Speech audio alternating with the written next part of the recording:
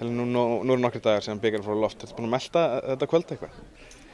Já og nei held ég. Það er svona, ég var að segja stelpunnar að það er svo skrítið, maður voru saman á hverjum degi einhvern veginn, svo sá maður það ekki nokkra daga hérna eftir sigurpartíið, þannig að hérna svona næstu að maður sem eitthvað frákvæmseinkenni sko, en hérna ég held að maður fái svona að fljóta á þessu skýi svona aðeins lengur allavega. Þú hefði færð hérna besti leikmaður dómnefndarinnar, kemur það eitthvað óvart? Nei, kannski ekki, þú veist, ég pæli óalega lítið í svona þessum hluta verðlaunum, þú veist,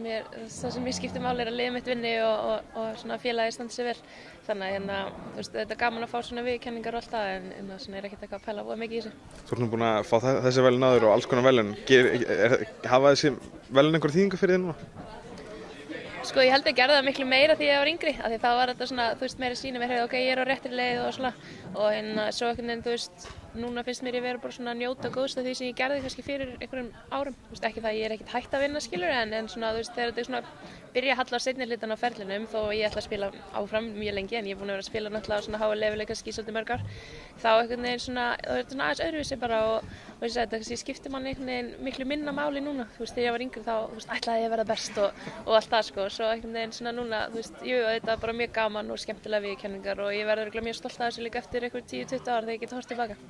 Ingvar er þjálfari Ársæll Dýrfinna varnarmaður, svo eitthvað Þóra í liðinu, þannig að þetta er hörku,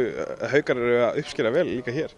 Já, ég meina við bara með frábæran hóp og hérna við erum deildarmeistarar og erum svo Íslandsmeistarar, þannig að þú veist, ég veit ekki hvað annar þjálfari ætti að fá þessi verðlaun eða stýri liði sem var í fallbaráttu í fyrra og hérna,